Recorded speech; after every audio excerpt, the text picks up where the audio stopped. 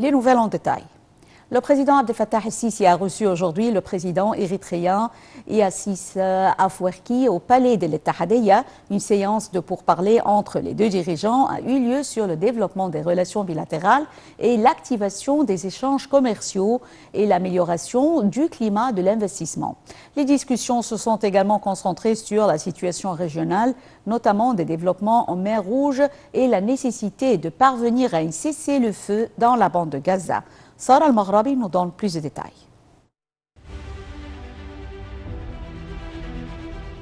Le porte-parole officiel de la présidence de la République, le conseiller Ahmed Fahmi, a déclaré que les discussions entre le président Abdel Fattah el-Sisi et son homologue érythréen comprenaient notamment la bienvenue au président érythréen en Égypte et l'intérêt des deux parties à poursuivre le développement des relations bilatérales et la profondeur de la coopération entre les deux parties dans divers domaines économiques, commerciaux et sécuritaires.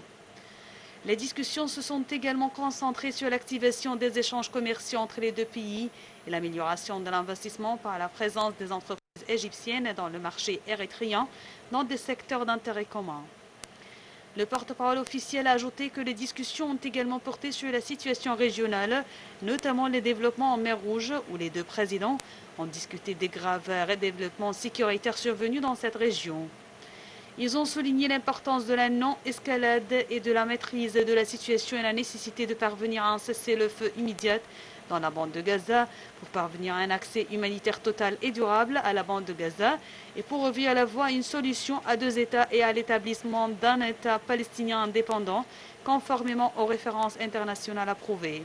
Les deux présidents ont également discuté des développements survenus dans la Corne de l'Afrique où ils ont convenu de la nécessité de respecter la souveraineté de l'État somalien et de le soutenir le rejet de toutes les mesures susceptibles de diminuer cette souveraineté et l'importance de poursuivre le travail conjoint afin de parvenir à des solutions sérieuses à la crise qui conduisent à un cessez-le-feu pour mettre fin aux souffrances humaines dans le pays. Plus tôt dans la journée, le président el-Sisi avait reçu son homologue érythréen au palais d'Al-Ittihadiyya où a eu lieu une cérémonie de réception officielle. Les deux hymnes nationaux ont été joués et les deux présidents ont passé en revue la garde d'honneur.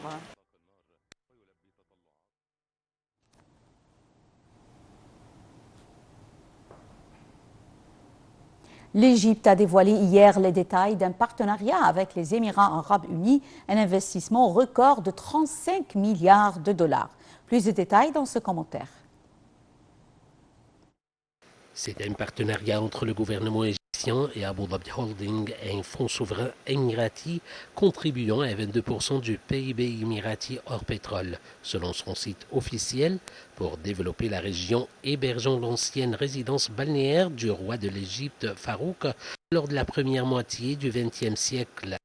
Il s'agit de construire une nouvelle cité, New Ras al-Hikma, qui s'étend sur un terrain de plus de 170 millions de mètres carrés, soit presque l'équivalent de la superficie de la Nouvelle Alamine, également sur la Méditerranée.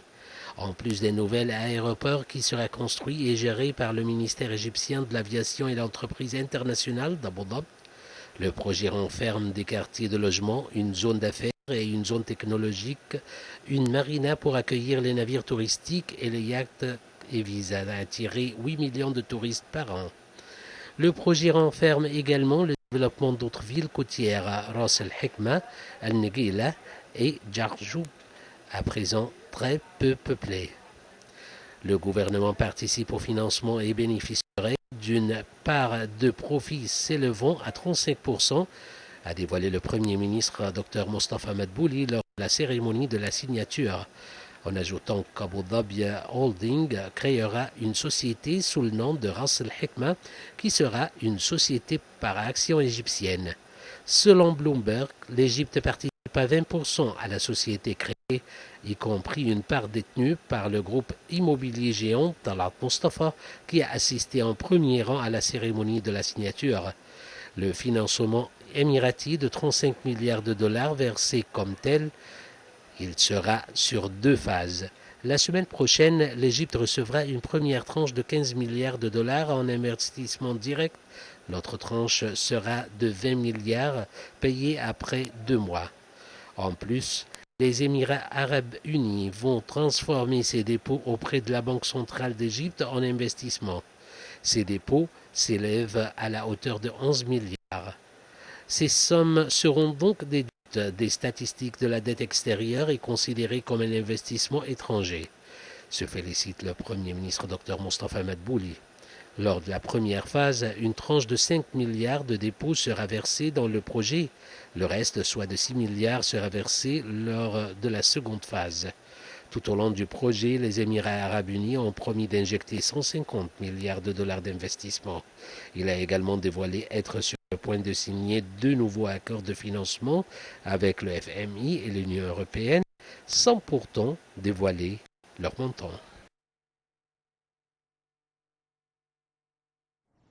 Le ministre des Affaires étrangères, Samar Chokri, doit participer demain à la 55e session du Conseil des droits de l'homme des Nations unies à Genève, ainsi qu'à la conférence du désarmement.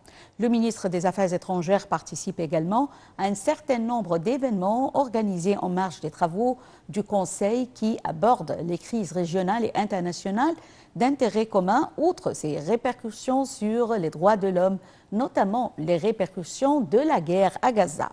En marge de sa visite, Chokri tiendra des réunions avec des hauts responsables et des ministres des Affaires étrangères, ainsi que sa participation aux réunions du comité ministériel arabo-islamique issu du sommet de Riyad.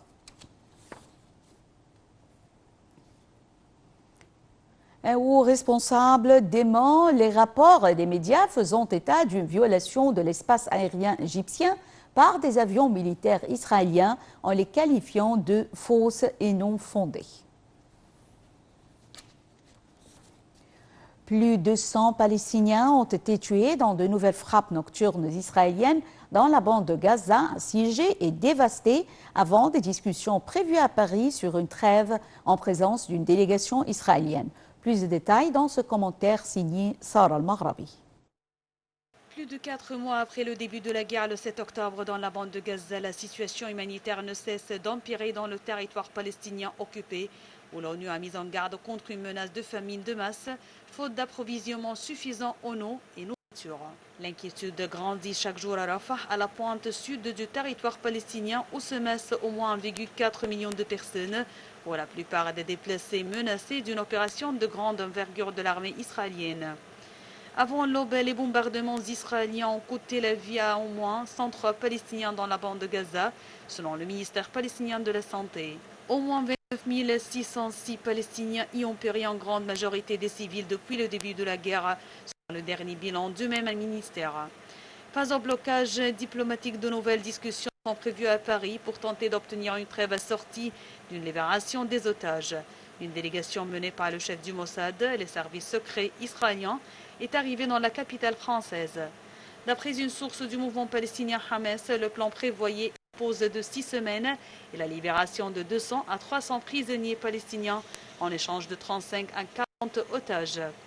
En 4 mois et demi, la guerre a déplacé des centaines de milliers de Palestiniens et poussé environ 2,2 millions d'habitants, soit l'immense majorité de la population de la bande de Gaza, au bord de la famine selon l'ONU. L'aide dont l'entrée est soumise au feu vert d'Israël est toujours insuffisante et son acheminement vers le nord est difficile en raison des destructions et des combats.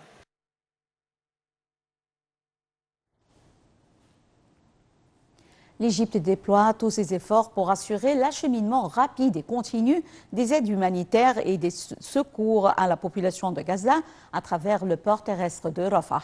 L'État égyptien tient à ce que le terminal de Rafah soit toujours ouvert devant les Palestiniens, tout en consacrant l'aéroport international de l'Arish pour recevoir les convois de secours aériens en provenance des pays étrangers, et ce pour réduire les conditions extrêmement détériorées que connaissent les habitants de Gaza, de manière qui va parallèlement avec la position stable de l'Égypte pour le soutien des frères palestiniens.